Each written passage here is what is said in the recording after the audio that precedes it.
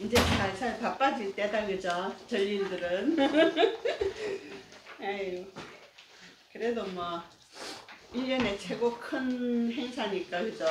어쩌면 뭐 견뎌야지. 오늘이 11일? 11일 맞지? 11일.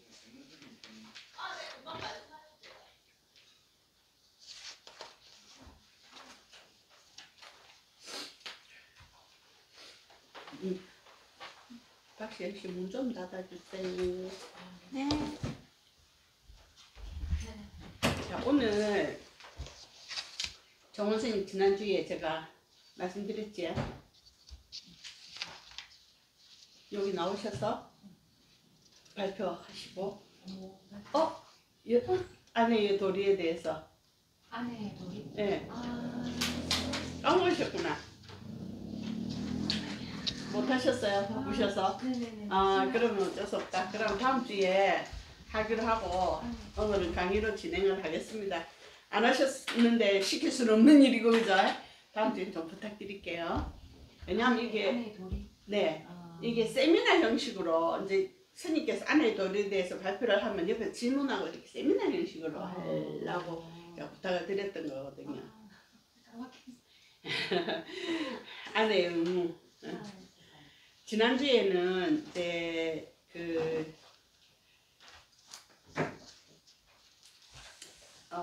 남편이 아내에 대한 의무예요. 지금 하는 거는. 지난주는 아내가 남편에게 해야 될 것들에 대해서도 했고 자녀에게 해줘야 될 것들에 대해서도 했잖아요. 그럼 아내에 대한 의무는 어떤 거냐면 5페이지 펴보시면 5페이지 첫 번째, 그녀에게 합당한 존경심을 보이고, 두 번째는 그녀를 멸시하지 않고 그녀에게 충실하고, 세 번째는 그녀가 집안일을 맡도록 하고, 네 번째는 장신구로 그녀를 기쁘게 해야 합니다. 이렇게 돼 있어요. 뭐 한번 따지고 보면 합당한 존경심을 보인다는 거는 의미가 어떻게 생각하면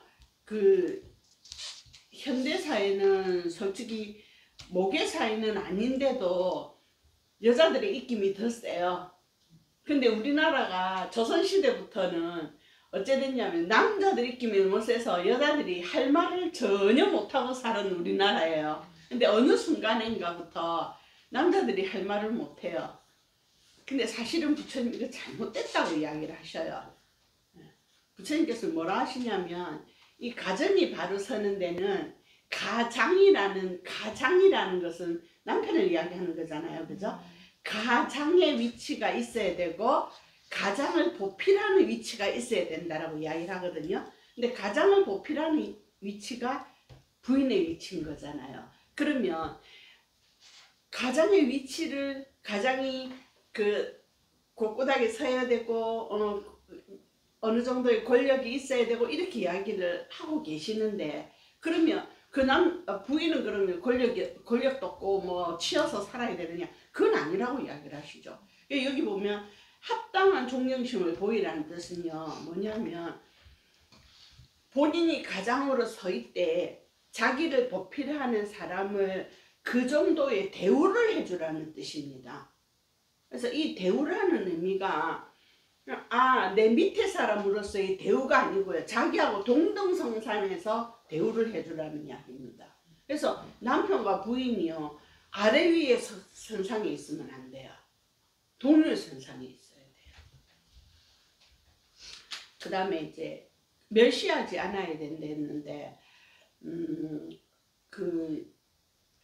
이거는 남편이 아내에게만 할 것이 아니고 쌍방이라고 저는 생각하거든요. 그래서 여자도 남자를 무시해서는 안 되고 남자도 여자를 무시해서는 안 되는 것이죠. 왜냐하면 이렇게 한번 생각해 봅시다. 남편이 지 잘났다고 아내를 무시하면 지는 결론은요, 못난 아내하고 사는 못난 남편일 수밖에 없어요. 그렇지 않나요? 그런데 자기가 조금 못난 아내라 해도 축혀 세워주고 우리 부인은 이런 것도 잘한다 이런 것도 잘한다 축혀 세워주면 이 남편은 자기 스스로요 자기가요 정말 잘난 여자하고 사는 잘난 남편이 되어 있어요. 나 자신을 내가 높이는 것이지 누가 높여주는 것이 아니라는 것이죠. 굉장히 중요한 이야기입니다. 우리가 사회에 나가서 내 잘났다고 막 큰 소리 치면 다른 사람들이 뭐라고 하겠습니까? 옆에서 뭐라고 이야기할까요? 저 약간 정신병자 같아 약간 또라이니까 이래 안 하겠습니까? 왜냐하면 내가 내를 잘났다고 하는 거는 정말 못난 사람들이 하는 이야기예요. 근데 내가 열심히 내 위치에서 이 위치를 잘 지키고 남들을 존경할 줄 알고 이렇게 하다 보면 자기 위치는 스스로 올라가져 있는 거죠. 그래서 이거는 사회성에서도 아주 중요한 계기가 되는 것입니다. 우리는 이제 불교 쪽이다 보니까 절에서도 마찬가지예요. 스님이 신도를 굉장히 아끼고 사랑하고 신도를 정말 최상의 어떤 사람으로서 대우를 해주고 이러면요 그 절은 분위기가 달라져요. 그런데 나는 스님 너네는 제가 다 이걸로 벽을 쌓아버리면 그 절은 어딘지 모르게 냉랭해요. 그거는 어쩔 수 없는 어떤 인간관계에서 이루어지는 형성되는 벽이라는 게 있어요. 근데 이 벽이라는 것을 그렇게 해서 스님한테 무조건 내가 이렇게 하라는 건 아닙니다. 스님은 스님의 위치에서 아주 명확하게 지켜야 될 것이 있고 제가의 위치에서 지켜야 될 것들이 있어요. 남편이 아내를 잘 챙긴다 해서 남편의 위신이 떨어지느냐? 그건 아니라는 거죠. 자기가 열심히 일해서 돈 벌어서 돈 갖다 주고 생활하게 풍족하게 생활하게 해줄 수 있으면서 큰 소리를 칠 수 있어야 된다는 거죠.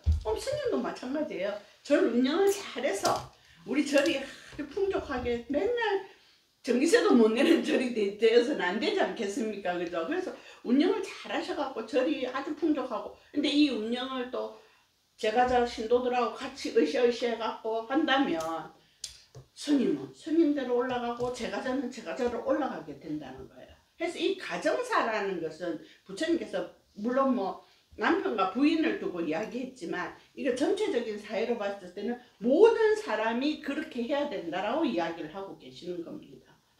그래서 그녀에게 충실해야 된다 그랬는데 금방 이야기하고 일맥상통해요. 만약에 스님께서 신도들이 부처님 앞에 보시금을 얹어놓고 기도를 하는데 스님은 아예 내 몰라라 네 기도하면 되지 한다면 이 절은 엉망진창 되겠죠. 저 신도는 열심히 부처님한테 그래도 아주 자기 성의껏 올려놓고 열심히 기도하는데 나도 저 신도를 위해서 이렇게 기도를 해줘야지 기도 제목이 뭔지도 살펴볼 수 있어야 되고 이런 어떤 계기들이 있어야 된다는 거예요. 그러면 남편은 아내를 바라볼 때 뭐 돈만 갖다 준다고 다 잘해주는 거예요? 아니에요. 돈 갖다 준다고 잘해주는 거 아니에요.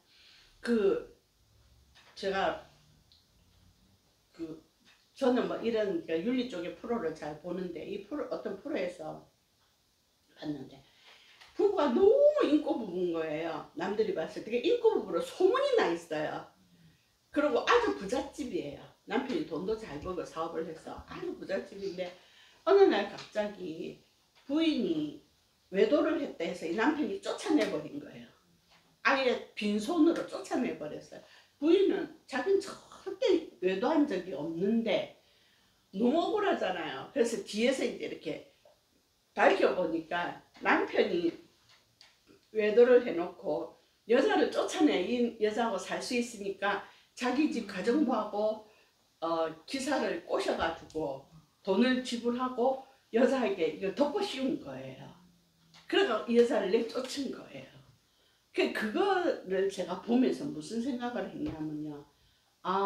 그러면서 남들 앞에서 너무 잘해주고 우리 부인 이렇게 하면서 딱 돌아서서 아무도 없는 사이에서는 구박하고 때리고 욕하고 별짓을 다 하더라고요. 제가 그거를 보면서 무슨 생각을 했냐면 인간이 아니라 했어요. 사람이라면 이렇게 있는 데서야 농담도 하고 그냥 조금 윽박지르고 헤이 뭐니 그러잖아 할 수 있지만 실은요 둘이 있는 데서 더 존중할 줄 알아야 되고 더 죽여 세워줄 줄 알아야 된다라는 거예요.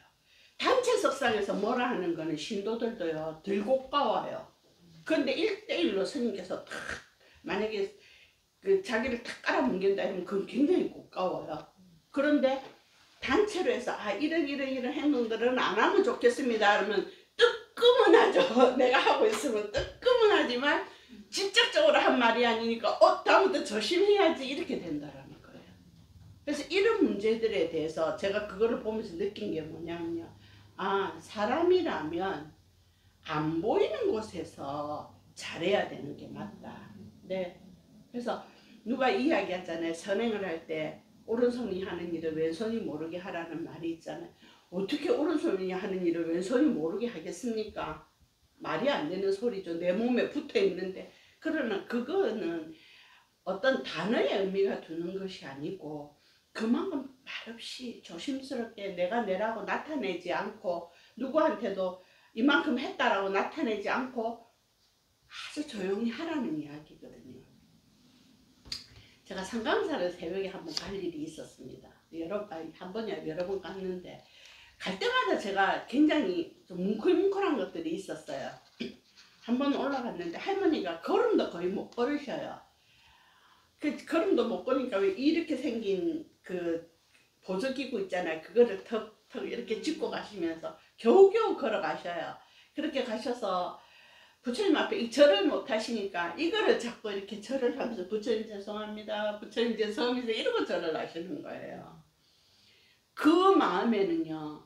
나는 무릎을 못 꿇지만 무릎 꿇는 사람보다 부처님께 더 간절한 마음이 있는 거예요. 무릎 꿇는 행위가 중요한 것이 아니라는 것이죠. 그런데 이 할머니가요. 그렇게 놓고 그거를 끌고 다니면서 복당에 구석구석을 다 청소를 하고 계시더라고요. 눈물이 왈칵 쏟아지는 거예요. 그래서 할머니가 하시는 말씀이 나는 돈도 없고 가진 것도 없어서 절에 해줄 게 아무것도 없어서 이거라도 해야 된다라는 거예요. 그리고 눈에 보이는 데는 젊은이들이 너무 잘하는데 이런 구석구석까지는 다 안 닦더라고요. 걸레를 다 빨아갖고 구석구석을 다 닦고 계시더라고요. 아 그거를 보면서 저런 분들이 숨어 있으니까 빠짐없이 이루어지는 것들이 있구나. 그러면 과연 나는 가정에서 어떤 존재가 돼야 되는지 나는 사회에서 어떤 존재가 돼야 되는지 하는 것이 답이 나오지 않습니까? 그죠? 아무리 잘난 사람도 그 내가 가진 역량에 1밖에 표현 못한 사람이 있고 내가 가진 역량이 1인데 열심히 해서 열을 표현하려고 막 노력하는 사람이 있는데 부처님께서는 투자를 이야기하셔요. 아주 작지만 열심히 하면 무엇인가 결과물은 많이 가진 사람보다 훨씬 낫더라는 거죠. 그래서 이렇게 충실하고라는 단어를 이렇게 표현을 하십니다. 그 다음에 그녀가 집안일을 맡도록 하라는 것은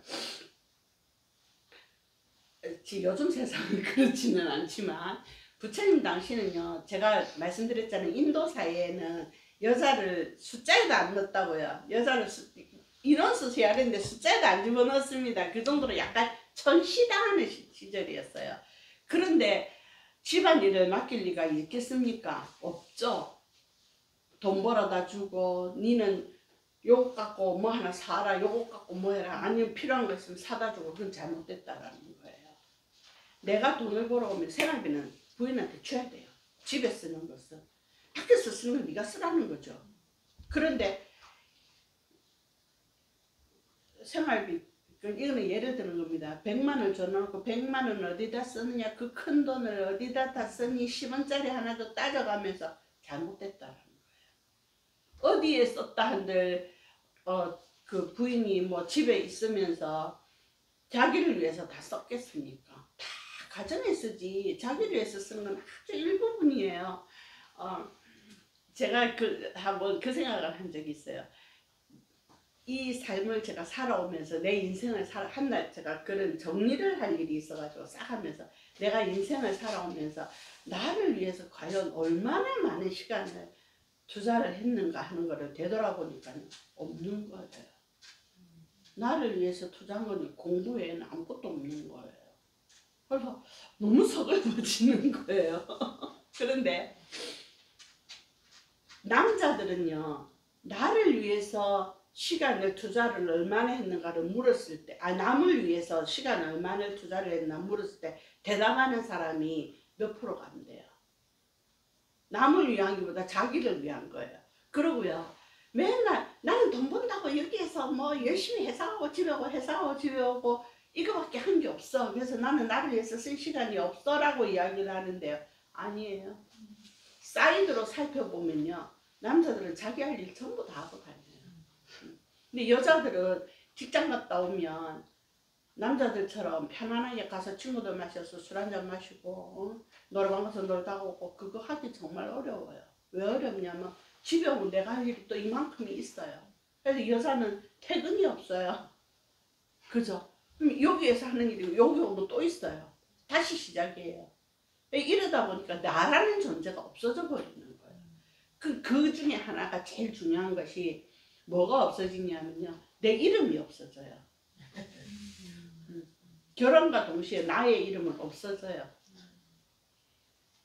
내가 얼마 전에 우리 친구 손자가 4살인데 영상통화를 하다가 내려 보여주는 거에서 이렇게 이름이 수호거든요. 수호야 잘 지냈어? 나 누구야? 이러니까 막 웃으면서 성순이 할머니 이러는 거예요. 깜짝 놀라서 가르쳐 준 적 없거든요. 근데 그때 이제 저 할머니가 우리 집 와서 자주 놀다 가니까 할머니 어디야? 이래 물으면 성순이 할머니 집 이 말을 한 번씩 했어요. 그거를 기억을 했다가 이야기를 하는데 어머야 내 이름을 알아주는 애가 있네. 되게 진짜 고맙고 감동스럽더라고요. 근데 제가 결혼한 이후에 삶을 지나보면 누구 아내, 누구 엄마, 누구 며느리로 살았지 이성순이라는 이름으로 살아온 세월이 없더라는 거예요. 진짜 눈물 나는 이야기죠, 그죠? 박시연 씨는 박시연 씨의 이름으로 많이 살아요? 네. 오, 멋지다. 아니 사회에서 너무 다 그렇죠. 저한테 누구 엄마라고 얘기하진 않잖아요. 아, 그래요? 우린 친구들 만나도 기량이 엄마 이러는데, 그래서 내가 야 이름 좀 불러라 이러고 웃는데 굉장히 그래도요 심플하게 사는 겁니다, 그거는. 그래서 내가 우리 친구들 내가 기량이 엄마 이러면 야 내가 기량이 엄마가 이름 좀 불러라 이러고 웃거든요. 근데 그건 이제 고등학교나 이럴 때부터 이제 온 친구들의 이름을 부르는데 사회에서 아기를 낳고 난 뒤에 만난 사이에서는 그게 되게 어려워요, 이름 부르기가. 그래서 누구 엄마, 누구의 아내로 불려지는 거예요. 근데 실제는요, 나라는 존재를 두각하기 위해서는 내 이름이라는 걸 불러줘야 돼요. 그래서 저는 자녀들에게도 항상 이름을 불러요. 사랑하는 내 딸 기량이, 자랑스러운 아들 광희 이렇게 불러줘요. 그냥 아들아 딸아 이렇게 안 불러요. 항상 이름을 불러줘요. 네 이름이라는 것을 가지고 사회의 일원이 되기를 원한다는 의미가 굉장히 많이 들어있거든요. 그래서 우리는 그래요. 저는 이제 스님들께도 딱 권하고 싶은 게 하나가 딱 있어요. 뭐가 있냐면 아유 보살님 오셨습니까 하는 거다. 아유 이보살님 오셨습니까? 김보살님 오셨습니까? 박보살님 오셨습니까? 그러면 보살님들 생각 어머 내 이름을 기억하시네. 나라는 존재를 인정해 주시네. 이렇게 되는 거예요. 그 앞에 한자가 더 들어간 것 때문에 부처님께서 이 이야기 하시는 거예요.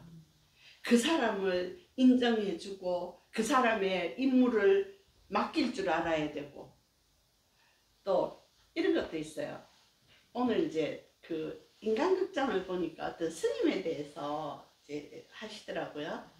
하는데 두 자매가 다 스님이 되셨어요. 언니가 먼저 스님이 되시고 해인사에 출가를 하셨던 스님이더라고요. 그분이 스님인데 이 스님이 출가를 해서 이 동생을 보니까 속가에 살 삶이 아니라서 동생을 막 꼬드겨서 출가를 시켰어요. 근데 이 언니가 인슐린을 맞을 정도로 굉장히 심각하게 병이 온 거예요.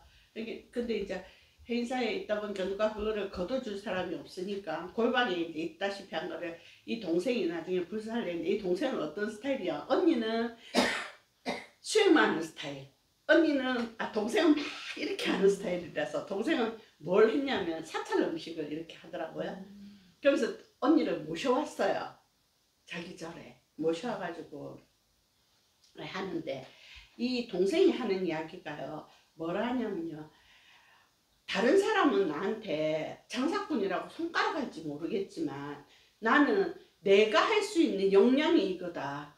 나는 내가 음식을 잘하고 나는 내가 그 뭐 들어있는 여러 가지 풀들을 뽑아서 건강식을 만들어줘서 신도들에게 이거를 가르쳐줘서 건강을 되찾는데 할 수 있는 최대 역량을 가진 여자이기 때문에 나는 내가 스님이 돼서 이 일을 해야 된다고 이야기를 하시는 거예요. 얼마나 멋져 보이는지 몰랐어요. 그래서 그것이 누가 봤을 때 스님 뭐 저런 일을 할 수도 있는데 반대로 생각을 하면요. 아픈 신도리에서 자기가 열심히 이거를 해서 뭐라 해야지 개발을 해가지고 신도들에게 다 가르쳐 주더라고요. 다 그 일주일에 2번씩을 강의를 해요. 절에서 다 모아가지고. 그래서 아 스님 그 풀 아니에요 이러면 이건 어디에 좋은 거고 어디에 좋은 거고 어디에 좋은 거고 이러면서 다 직접 데리고 나가서 하면 그거 풀이에요 아니면 아니라 그러고 이건 어디에 좋은 거라고 이렇게 설명을 다 하시더라고요. 깜짝 놀랐습니다. 그렇게 하기까지는 본인이 그 자리에 서기까지는 게으르지 않았다는 거거든요. 열심히 공부를 했고 내가 할 수 있는 것은 이 방면에서 해서 신도들의 건강을 지켜줘야 되겠다는 그 일념하에 열심히 공부를 했다라는 이야기예요. 그 우리 도연 스님도 침 잘 놓으시잖아요. 마찬가지예요. 분야가 조금씩 다를 뿐이지 이 어때 펼칠 수 있는 불법을 펼칠 수 있는 분야가 다르다는 거예요. 그래서 오늘 그걸 보는데 너무 멋진 거예요, 그 스님이. 그러면서 자기는 누가 뭐라 해도 이 길을 가겠다고 이야기를 하시더라고요. 근데 그게 그렇습니다. 만약에 부처님께서 아내에게 할 일을 주라고 했던 이야기에서 할 일을 주지 않으면 여자는 집에서 할 수 있는 일이 아무것도 없어요.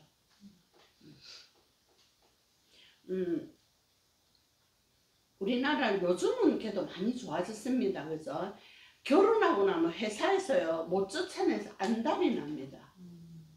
왠 줄 아세요? 왜 못 쫓아내게요? 왜 쫓아내려 하게요? 일단 회사에 집중을 못한다고 생각하는 거죠. 그게 잘못된 생각이죠. 그러니까 주가 해봤나? 집에서 막 애도 키워야 되고 또 일찍 간다 하고 막 이러면 그게 고정관념인 그러니까. 거예요. 실제는 그렇지 않다는 거예요. 잘하죠. 네, 자기가 그런 소리 안 들으려고 더 열심히 하거든요, 사실은.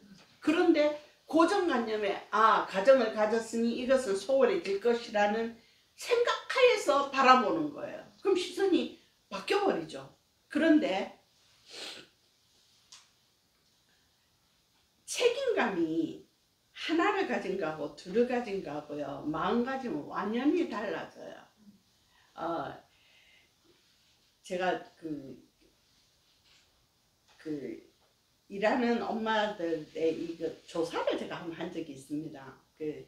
일하는 엄마들한테 이거 설문지를 한번 받은 적이 있는데 무엇이 제일 힘드냐고 물으니까요. 내 능력을 인정이 안 해주는 게 제일 힘들대요. 무시해버린대요. 일도 주지도 안 하고. 그러니까 그냥 니는 그만둘 때까지 그냥 그 자리에 그냥 있어라 이렇게 이야기를 한다는 거예요. 근데 얼마나 아깝습니까? 그 사람이 그 자리에 있기까지는 우리나라 현실이 대학 안 나오면 취업도 안 돼요. 그죠? 대학 공부까지 다 해서 그 자리까지 갔는데 결혼이라는 담벼락 하나 때문에 다 나가버리는 거예요. 일할 수 있는 능력을 다 그냥 밟아버리는 거예요. 그러니까 주부들 보고 경력 단절이라고 이야기를 하잖아요. 그거를 저는 아직도 이해를 못하는 사람이거든요. 왜 주부가 되면 경력이 단절돼야 되는지 그걸 아직도 저는 이해를 못합니다. 근데 이것들을 가정으로 옮겨서 딱 바라보면요 똑같아요. 여자는요 살아오는 결혼과 동시에 자기가 살아왔던 삶에서 남편이 살아온 삶으로 옮겨와야 돼요. 그렇죠. 근데 1년차, 2년차, 3년차 되면서 바뀔 수는 있지만 20에 결혼했다 친다면 20년 동안 친정에서 살아왔던 엄마하고 자기 집에서 자기 가풍에 의해서 살아왔던 것이 결혼했다 해서 하루아침에 시집에 와서 시집 가풍을 따를 수 있느냐? 될까요? 정말 힘들 거예요 아마. 정말 힘들 거예요. 그런데 남편 집에서는 무조건 그거를 원해요. 그러면 여자는 신이 아니잖아요. 부처님께서는 그 잘못됐습니다. 할 수 있는 것을 주어라. 그래서 결혼 1년 차는 니는 우리 가풍을 익히기 위해서 엄마하고 음식하는 거 요거만 배워라. 그 다음에는 우리 조상을 돌봐라. 그 다음에 우리 가문을 돌봐라. 뭐 이렇게 펼쳐나갈 수는 있지만 처음부터 모든 거를 다 주고 그러니까 생각난다. 제가 결혼을 했는데요. 제가 결혼 일찍 했거든요. 12월 1일 날 결혼했는데 2월 29일이 시아버지 제사였어요. 시어머니가요. 다라이마다 이렇게 이어다가 제사를 굉장히 크게 지내거든요. 종갓집의 종손이라서. 내려놓고는 아무것도 안 가르쳐주고 나가는 거예요. 오늘 너희 시아버지 제사다 이러고 나가시는 거예요. 기가 막힐 노릇 아닙니까? 한 번도 해본 적이 없는데 너무 기가 막혀서 어떻게 했냐면 도서관을 갔습니다. 서면에 있는 국립도서관을 가가지고 시립도서관을 가서 사전 보고 다 베껴왔어요. 그때만 해도 뭐 복사기가 있습니까? 뭐가 있습니까? 다 그래서 노트한 거는 해가 와가지고 집에 와서 이제 그게 레시피인 거죠. 그대로 해서 상을 차려놨더니요. 그러면 수고했다 말 한마디만 하면 다 녹아지잖아요. 근데 딱 첫 마디가 뭐라 그래 잘 배운 너희 집에서 이래 가르치더나 딱 이러시는 거예요. 그 말에 너무 충격을 받아서 어떻게 해야 내가 칭찬을 받지? 이상하게 항상 이제 머리를 싸질러지게 되는 거예요. 그래서 한 날 제가 물었어요. 어머니 제가 어떻게 하기를 원하시냐고 물었어요. 그랬더니 잘난 너 엄마한테 물어봐라 이렇게 이야기를 하는 거예요. 뭐지? 저는 시집을 무지하게 되게 살았거든요. 네. 무슨 안 좋은 일 말씀은요. 친정에 전화를 해요. 전화를 해서 우리 엄마는 그 당시에 대학까지 나오셔서 굉장히 인텔이거든요. 그러니까 아유 제가 딸을 잘못 가르쳐서 그러니까 사돈 이해하세요 이러면요. 전화 딱 끊자마자 너 엄마도 니 못한다 하더라 이랍니다. 그래서 처음에는 그 말을 엄마는 왜 내가 못한다 하지? 내가 못하는 걸 엄마가 보셨나 안 보셨다나 나 열심히 잘하고 있는데 이렇게 하다가 나중에 그 소리를 몇 년을 듣고 나서 엄마한테 펑펑 울면서 한 이야기가 있습니다. 엄마 내 정말 잘하니까 못한다 소리 하지 마라. 그 집 딸에 비해서 나는 100배를 잘하고 있다. 우리 어머니도 딸이 있었거든요. 신우가 있었거든요. 100배는 내가 동갑이에요. 중학교 친구예요. 나 100배를 잘하고 있으니까 엄마 다음부터 전화 오면 내가 못한다 소리 하지 마라. 나 정말 잘하고 있다. 엄마 우리 집 와봐라 하면서 얼마나 잘하고 있는지 와보라고. 그 다음에 친정엄마가 딱 전화가 오면 전화를 했는데 또 난리를 치길래 엄마가 그러셨대요. 사돈 제가 이제까지는 체면상 이야기했는데 저 우리 딸 잘 가르쳐서 보냈습니다. 뭐가 잘못된지 정확하게 이야기하세요. 그랬다네요. 그 뒤로는 안 그래요. 그러니까 초장 잡았어야 되네. 맞아요. 초반에 잡았어야 돼요. 그 엄마가 그 이야기를 하시면서 미안하다고 내가 몰랐다고 이야기를 하시더라고요. 근데 그게 뭐냐면요. 가르쳐 주지도 않으면서 너무 많은 걸 바라는 거예요. 그러면 지쳐버리는 거죠. 못하게 되는 거죠. 그래서 참 많은 거를 저는 살면서 느낀 게 많거든요. 그래서 나는 우리 딸을 키우면서 맨날 그랬습니다. 일하지 마라, 일 배우지 마라. 일하고 일 잘하고 일 배우니까 일 많은 집에 시집 가더라. 니네 아무것도 하지 말고 배우지 말고 가라. 그랬다니까요. 진짜 밥도 못하고 계란 후라이도 하나 안 시켜보고 시집 보냈습니다. 저거 신랑하고 통화하면서 오빠 나 아무것도 못하니까 오빠가 왜 해야 돼? 이러고 전화를 끊더랬는데 속으로 아이고 저런 게 다 있네 이랬더니 바람대로 그런 집에 시집을 가더라고요. 그게 뭐 물론 제가 안 하는 거는 아니지만 그런 거예요. 조금은 못할지언정 인정을 해주고 조금은 부족할지언정 그 부족함에 다음부터는 요거를 플러스에 조금 더 했으면 좋겠다고 가르칠 수 있어야지 자꾸 영역을 넓혀줘야 되지 그 영역을 뺏어나가면 안 된다는 거죠. 저 살림도 마찬가지입니다. 신도들이 와서 요만큼 할 때 어우 정말 감사하다고 잘했다 하고 칭찬해주면 뭐 우리나라 속담 있잖아요. 칭찬은 고래도 춤추게 한다고 있잖아요. 요만큼의 칭찬이 훨씬 큰 걸로 되돌아온다라는 거예요. 그래서 이게 맡기라는 의미는 아주 큰 의미가 있습니다. 가정을 일구는데도 큰 의미가 있고 또 잘못 맡겨놓으면 말아먹는 경우도 있겠죠, 그죠? 그런 경우도 있긴 하겠다. 현대 사회로 넘어와서 보면 요즘은 그 명품에 좀 미친 사회잖아요, 그죠? 그래 명품 스님들하고는 아무 관계 없지만 명품에 미친 사회 맞습니다. 그러다 보니까 우리 친구들 내고 이 말을 해요. 야 그래도 니는 명색이 대학에서 강의를 하면서 니는 명품 안 갖고 싶나? 이 이야기를 해요. 근데 저는요 솔직히요 백화점 가서 옷도 안 사 입는 사람입니다. 어디서요? 저 시장에서 사요. 제가 맨날요 나한테 묻지 마라 어디서 샀는지. 원래 옷걸이가 좋으면 1,000원짜리도 100만원짜리 같이 보인다 이러고 내가 웃거든요. 그 욕심이 안 나냐고 물어요. 저는 살면서요 딱 욕심을 낸 거는 공부에 욕심 내본 적이 없어요. 배우는 거 외에. 그 외에 그래서 제가 백화점을 9년을 근무를 했거든요. 9년 동안 백화점 근무하면서도 정말 명품이라는 걸 가져본 적이 없어요. 저는 그건 자부심이 있습니다. 좀. 근데 그거는 제가 하는 말이 그래요. 나는 10,000원짜리 백에 100만원 들고 다니지 100만원짜리 백에 10,000원 안 들고 다닌다는 사람이거든요. 인간이라는 이런 어떤 허울 속에는요 무엇을 채우느냐에 따라서 정말 다른 가치로 나타날 수 있다라는 거거든요. 그럼 우리는 어떻게 채워야 되느냐는 거죠. 무엇을 채우냐는 거죠. 저는 솔직히 우리 집 가면 명품 한 개도 없어요. 그래도요 하나도 안 부러워요. 근데 그것이 솔직히 말해서 뭐 안 갖고 싶은 사람이 어디 있겠습니까, 그죠? 그러나 거기에 집착은 해본 적은 없어요. 그래서 저는 때때로 한 번씩 생각해보면 아, 내 같은 사람이 스님이 되긴 돼야 되겠구나. 집착이 없으니까, 그죠? 근데 공부에 집착이 있어서 못하지만 그렇습니다. 그래서 어떤 것을 영역을 넓혀주느냐에 따라서 전혀 다른 사람으로 변할 수 있다라는 겁니다.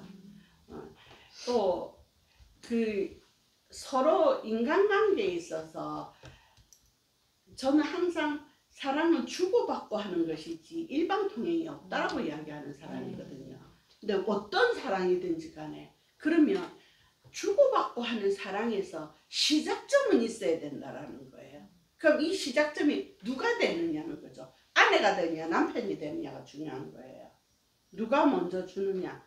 근데 이것은요 누가 먼저 줘도 아무 문제는 없어요. 근데 누가 먼저 마음을 낸다는 것이 중요한 거예요. 만약에 나하고 박시현 씨가 있어요. 나하고 스님이 있고 이러면 내가 스님을 안 챙기면 스님은 저 교수는 뭐 사람 봐도 본 적도 안 하더라. 그럼 그때부터 점점 멀어지는 거예요. 그런데 만약에 내가 스님 오셨어요 이러면 정말 이런 어떤 관계에 있어서 점점 좁아지게 되는 거죠. 이런 어떤 관계 형성이라는 것은 너무 많은 것을 가져다 주는 역할이 되는 거죠. 그럼 누가 먼저 챙기고 누가 먼저 다가가 주느냐는 것이지 남편이 먼저 해야 되고 아내가 먼저 해야 돼 이거는 아니라는 거예요. 누가 먼저라는 건 없다라는 거죠. 그러나 어느 쪽에서든지 먼저 시행을 하기 시작하면 이거는 조금씩이라도 좁혀지고 조금씩이라도 다가가지고 그것은 나중에 크게 역할이 나타난다는 거예요. 이런 것들을 가르치고 계십니다. 그 다음에 장신구로 그녀를 기쁘게 하라 했는데 그 일반적으로 생각할 때 우리는 장신구 하면 금은보석 이런 걸 생각하잖아요. 이 인도 시대로 돌아가야 됩니다. 이 말에 의해서는 제가 이거를 보니까 어떤 거냐면 인도 사람들이 굉장히 장식을 많이 하잖아요. 근데 이게 그 불을 나타내는 거래요. 불을. 그래서 이만한 팔찌를 하거나 뭐 이렇게 황금으로 우리는 목도리 정도에 한데 그게 전부 다 금은 아닐지언정 어쨌든지 간에 그렇게 번쩍번쩍하게 해가 있는 것이 그 집안의 어떤 재력을 이야기를 하는 거래요. 그러면 부인을 정말 집에서 일만 하는 하인처럼 부리면서 거지같이 만들어 놓는다면 결국은 누가 손가락 받을까요? 손가락질. 남편이 받아요. 네. 그런데 없을 값에 정말 가짜라도 예쁜 거 사다가 해주면은 그 누구 칭찬받냐면 결국은 내가 칭찬받는 거예요. 똑같습니다. 부인도 마찬가지입니다. 내가 가지고 있는 역량하에서 내가 소고기 이만한 사가 구워줄 수 있는 역량이 안 되는데 빚을 내가 한다. 이게 잘못된 거죠. 근데 내가 만약에 소고기를 못 살지언정 돼지고기 요만큼이나 사다가 맛있게 볶아서 준다면 그거는 정말 현명한 아내라는 거예요. 그럼 남들이 바라볼 때는 그 집은 고기 냄새도 나고 맛있는 냄새도 나고 항상 밥 먹을 때 되면 하하호 웃으면서 먹더라. 이런 어떤 그 서로 간의 관계에서 싹 트는 이런 것들이 있더라는 걸 눈에 보이게 된다라는 거죠. 그래서 이런 장신구를 주라는 것이 어떤 화려하고 비싸고 좋은 거를 주라는 것이 아니에요. 거기에 대한 대가를 지불을 하라는 의미가 있습니다. 대가는 실제는요. 돈을 버는 게 힘들까요? 집에서 육아하는 게 힘들까요? 맞죠? 나도 육아하러 하면 돈 벌러 간다 할 것 같다. 돈 벌면요. 내가 맨날 우스갯소리를 하는 말이 있습니다. 야, 돈 버는 거는 돈이 들어오니까 네 주머니에 돈이 들어오니까 재미라도 있지. 집에서 하루 종일 일해와야 돈도 안 들어오는데 무슨 재미가 있냐고 힘 안 들다 이러고 내가 그런 말을 하거든요. 그런데 맞습니다. 가사노동도요. 노동이에요. 그럼 노동을 하면 노동에 대한 대가가 있어야 돼요. 그 대가를 지불하지 않는 것은 잘못된 것이에요. 그래서 이러한 대가를 지불하는 것은 누가 해야 되느냐? 돈을 버는 남편이 해야 되는 거죠. 그래서 이거는 인도 사회의 그 예전의 이야기니까 그렇고 현대 사회는 요즘은 왜 외벌이 부부, 맞벌이 부부라는 단어를 쓰죠. 참 재밌는 이야기죠. 외벌이 우리 옛날에 어디 외벌이 맞벌이라는 게 어디 있었습니까? 그죠? 근데 이 사회가 변하다 보니까 혼자 벌어갖고 쓰기가 되게 어려워요. 그래서 맞벌이를 다 하게 되는데 그러면 이 같은 이야기가 형성이 안 돼요. 그런데 반대로 생각을 하면요. 내가 벌어와서 남편에게 내가 해줄 수 있는 걸 해주고 남편이 벌어온 걸로 할 수 있는 것을 부인하게 해준다면 이것은 최상의 가정이죠. 그런데 내가 벌었으니까 내가 알아서 하고 네가 벌었으니까 네가 알아서 한다면 처음에는 좋아 보일지 모르겠지만 이거는 깨어지는 과정이에요. 네 주머니 네 거, 내 주머니 내 거 이렇게 하면. 근데 더 독한 사람은 네 거도 내 거, 내 거도 네 거 하겠죠. 그거는 있을 수 없는 이야기고. 그래서 이렇게 해서 집에서 열심히 일하고 있는 사람도 노력의 대가는 있구나 해서 기쁘게 해줄 수 있는 것이 되어져야 된다라고 부처님 말씀하셨습니다. 이것이 이제 남편이 아내에게 해야 될 도리에 대해서 말씀하셨어요. 그 다음에 이제 아내는 또 남편에게 해야 될 의무가 그럼 있겠죠, 그죠? 남편만 하면 억울하잖아요. 그렇죠? 나 열심히 일하는데, 지금은 회사에 나가서 다 돈을 벌고 우리가 이제 그 농촌에 농사 짓고 이런 사람을 제외하고는 거의 다 일을 해서 돈을 벌고 회사 가서 이렇게 하잖아요. 월급이 통장에 들어오고. 그런데 이전에는요 월급을 뭘로 줬냐면 현금으로 봉투에 딱 넣어가지고 월급 명세서 이래가 봉투에 딱 넣으면 월급날은 남편들이 두둑하게 넣어가지고 와서 기분 좋게 봉투 내면서 나 이거 벌어왔다 이러고 다 내놨어요. 근데 남편들이 너무 재미가 없어요. 여자 통장으로 다 들어가고요. 지는 쇠가 빠지게 해봐야 여자한테 손 벌려갖고 용돈 받았어야 돼요. 이런 세상으로 바뀌어 있더라는 거예요. 근데 이거는 사실은 요즘 세상에는 이렇게 말하기가 참 어려워요. 그런데 인도는 제가 농업이 발달한 나라라 했잖아요. 그죠? 농업으로 주로 먹고 사는 나라. 1년에 산모작을 하니까. 아내는 남편에게 어떻게 해야 되냐면 첫 번째, 최선을 다해서 집안일을 돌봐야 된다 했어요. 농업이면 농사를 지어서 우리나라로 생각합시다. 산모작업을 해본 적이 없으니까 우리나라로 한다면 1년에서 반을 열심히 일해서 가을에 추수하면 이걸 어떻게 해요? 곡간에 쌓아놓죠. 곡간에 쌓아놓고 이거 가지고 또 반년을 먹고 살아요. 그죠? 그럼 또 봄이 되면 열심히 일해서 가을에 가을거지에서 또 그거 가지고 겨울을 지내서 봄까지 또 살아요. 그런데 홀랑홀랑 다 털어먹는 집이 있는 반면에 10섬을 했으면 그 중에 한 섬은 남겨서 저축을 하는 집이 있을 거예요. 분명히. 처음에는 이 한 섬이 무슨 돈이 되겠느냐.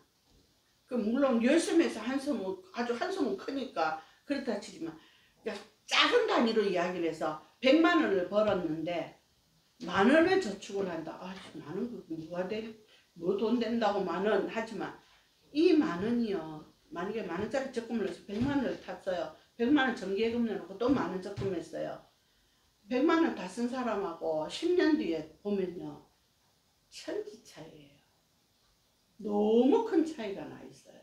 내가 가지고 있는 것과 가지고 없는 것의 차이가 있어요. 그런데 이 재산이라는 것이요. 어떠냐면요. 요만큼 있을 때는 참 안 불어나요. 근데 요만큼 불었잖아요. 조금 빨리 불어나요. 이만큼 붙잖아요. 눈덩이같이 불어나요.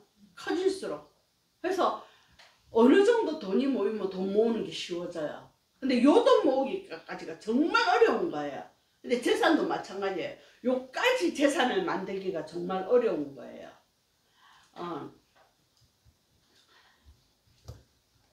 하우스 푸어라는 이야기 들어봤죠? 하우스 푸어. 뭐냐면 다들 못 떨어진 아파트에 뭐 다 살고 있는 것이 보이는데 결론은 그 은행 그 집가 아니라는 의미잖아요. 그죠? 은행에서 대출 3억짜리 집에 2억 7천 대출내가 들어가는 거 이런 걸 하우스 푸어라고 이야기를 하는데 한번 생각해 봅시다. 아파트에 내가 능력이 아파트 들어갈 능력이 안 되는데 2억 7천을 대출내서 3억짜리 아파트에 사는 사람하고 나는 3천만 원밖에 없어서 가정집에 우선에 전세로 살면서 돈 모아서 나중에 집을 사겠다고 하는 생각을 가진 사람하고 어떤 사람이 집을 빨리 갖겠습니까? 부자예요. 부자예요. 그러면 마음의 부자는 이 사람이지 이 사람이 아니라는 거예요. 이 사람은 열심히 은행 돈 갖다가 평생을 다 벌어야 되고 이 사람은 조금 남들이 볼 때는 궁색하게 사는 것처럼 보이지만 횟수가 조금 지나고 나면 내 거라는 게 생겨요. 내 거. 똑같습니다. 이것이 꼭 어떤 경제활동에만 국한되어 있는 것은 아니에요. 이것은 지식도 그렇고 사회생활도 그렇고 직장생활도 그렇고 다 똑같다는 거예요. 만약에 지식이라 그러면 우리가 처음부터 박사학위를 탁 받을 수는 없잖아요. 그죠? 초등학교부터 다 기초부터 가나다라부터 기업미용부터 배워야지 그 다음 단계가 있는 것이 1, 2, 3, 4도 모르는데 인수분해 할 수 있습니까? 그건 있을 수 없는 이야기라는 거예요. 직장도 마찬가지입니다. 내가 직장 새내기로 들어갔는데 10년 직장 생활한 사람하고 똑같이 업무를 해낼 수는 없어요. 그런데 요즘 애들은 자기는 그렇게 못 해내면서 월급 가지고 따진 애들이 있거든요. 그러면 10년 다녀서 일을 10개를 하는 사람하고 지는 이제 들어가서 1개밖에 못하는 사람하고 월급을 똑같이 준다면 이건 잘못된 것이죠. 평등의 원리에서 깨어져 버리는 것이죠. 이런 것들을 생각해보면 모든 분야에서 내가 가져야 될 분야, 내가 지켜야 될 분야들이 다 다르다는 거죠. 그래서 이렇게 최선을 다해서 집안을 돌본다는 뜻은요. 1년 동안 농사 지어놓은 거예요. 잘 지켜야 됩니다. 잘못 지키면요. 생지한테 다 뺏겨요. 그 생지는 깔아먹는 생지도 있지만 인지도 있습니다. 집안에. 네. 인지가 더 무섭죠. 하인들이요 몰래 갖다 팔아먹는 게 더 무섭습니다. 네. 그런 귀족들은요 오래 못 가요. 관리할 줄 모르는 귀족들은. 그런데 남편은 옆에 밖에 나가서 열심히 일만 하지 안에 있는 것들에 대한 것을 정리를 못 한단 말이에요. 그 부인들이 해야 된다라는 거예요. 그 다음에 두 번째, 남편의 친척과 친구들에게 후대를 해야 된다라고 되어 있는데,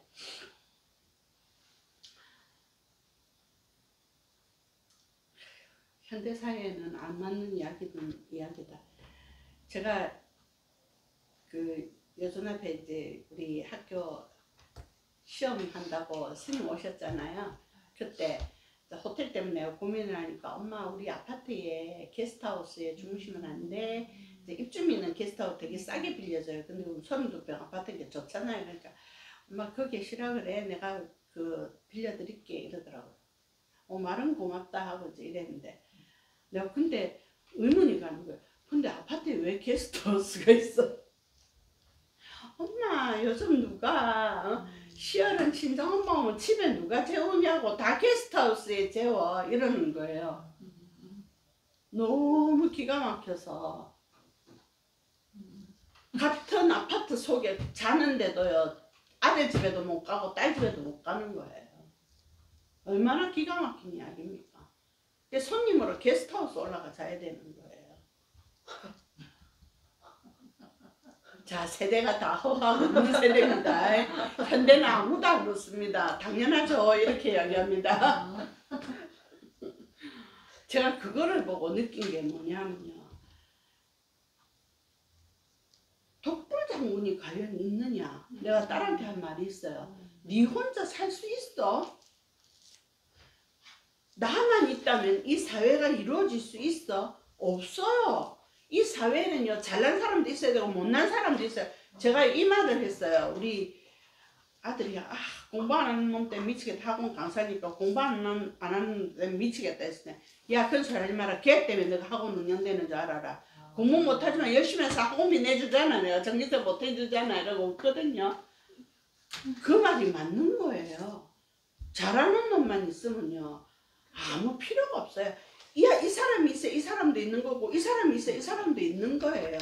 바라볼 수 있는 어떤 것들이 있어야 되는 거예요. 근데 나 혼자 잘났다고 남편의 친척들 무시하고, 남편 지 혼자 잘났다고 아내의 가족들 무시하고, 그건 있을 수 없는 이야기예요. 어떻게 지 혼자 살아갈 수가 있어요? 이거는요, 우리는 불교학교다 보니까 불교적으로 이야기를 해보면 절도 마찬가지예요. 스님이 신도들을 아끼고 챙기지 않으면 그 절이 무슨 소용이 있어요? 스님 혼자 가만히 계시면 돼요. 그럼 절 필요 없어요. 그냥 토굴에 들어가서 가만히 계시면 돼요. 맞죠? 그죠? 포교도 필요 없잖아요. 그러면. 그런데 내 절에 오는 어떤 사람들을 정말 우대를 해주고 정말 내 신도라고 아껴주고 단 한 번을 왔어도 그렇다면 이거는요 언제나 끈끈한 사이가 돼서요 정말 나가래도 안 나갑니다. 제가 부산에 있을 때 깜짝 놀란 일이 있어요. 철새 신도란 말을 처음 들었거든요. 철새 신도. 네. 그래서 대장 그 신도가 하나 있으면 이 대장 신도를 따라서 야가 2절 가면 우르르 2절, 야가 2절 가면 우르르 2절 이렇게 가는 철새 신도가 있다라는 이야기를 들었어요. 제가 그 이야기를 듣고 그래서 오지 마라 하세요. 모두 오지 말라. 왜냐면요 열심히 잘하는 사람들에게 이미지를 바꿔놔요. 잘못된 거예요 그거. 물론 이 절도 갈 수 있고 이 절도 갈 수 있어요. 근데 문제는요 지만 가면 되지 왜 몰고 다니냐는 거죠. 그렇게 하면 안 된다는 거예요. 그리고 여기 있는 부처님이 다르고 여기 있는 부처님이 다른 건 아니잖아요. 그리고 내가 물론 이 스님하고 내가 맞을 수 있고 이 스님하고 맞을 수는 있어요. 그래서 나는 이 절에 가고 나는 이 절에 갈 수 있는 거예요. 그건 인연이 다 다르니까 그렇게 갈 수는 있지만 내가 이 부처님 이 절에 간다고 부처님 다르고 이 절에 간다고 그건 아니라는 거죠. 생각이 잘못된 거예요. 그래서 제가 그 소리 듣고 깜짝 놀란 적이 한 번 있거든요. 그래서 이런 것들은 진짜 스님들께서 가르쳐야 돼요. 신도들에게. 마찬가지예요. 이것이 사회로 넘어오고 가정으로 넘어온다면 주부나 남편이나 아내가 이렇게 흔들려 버리면 내 집이 안 좋고 남의 집이 좋고 내 남편이 안 좋고 남의 남편이 좋다면 이건 문제가 심각해지는 거죠. 그래서 이런 것들을 부처님께서는 이야기하시는 거예요. 이렇게 흔들림이 없고 내 가정을 지킬 줄 알고 내 주변을 지킬 줄 알고 또 나뿐이 아니고 같이 사는 남편과 아내의 주변을 지켜줄 줄 알고 존중할 줄 알고 하는 가정이라야 바로 서는 가정이 될 수 있다라고 이야기를 하는 겁니다. 그 다음에 남편에게 충실하고 남편의 재산을 돌보고 모든 의무에 책임을 다해야 된다 이렇게 했는데요. 앞서서 남편이 아내에게 해줬던 의무와 마찬가지로 남편도 아내에게 해줄 의무가 있고 또 그와 상반되게 가정을 이루고 있는 어떤 이런 가정을 이루고 있는 구성원들이 서로의 해야 될 일들이 있다라는 거죠. 그럼 이 구성원들이 내 일을 포기를 한다면 이 가정은 깨져요. 자녀가 자녀의 도리를 포기를 하고 아내가 아내의 도리를 포기를 하고 남편이 남편의 도리를 포기를 한다면 이 가정은 깨어지는 가정이에요. 현대사회는요. 내가 내 자리에서 나밖에 없다라고 생각하기 때문에 가정이 진짜 많이 깨어지는 거거든요. 근데 좀 어렵더라도 나라는 존재를 조금만 숨기고 남을 조금만 더 생각해 준다면 내 자녀를 생각해 주고 내 남편을 생각해 준다면 그 가정은 깨지지 않을 거예요. 그런데 이것들을 전부 다 내가 잘나서 다 깨지게 되어 있는 거예요. 내가 최고기 때문에. 그래서 이런 것들. 그래서 부처님께서는 이렇게 남편은 아내에게 이렇게 하고 아내는 남편에게 이렇게 해서 서로 상반되게 해야지 된다라고 이야기를 하셨습니다. 그래서 오늘은 여기까지 하고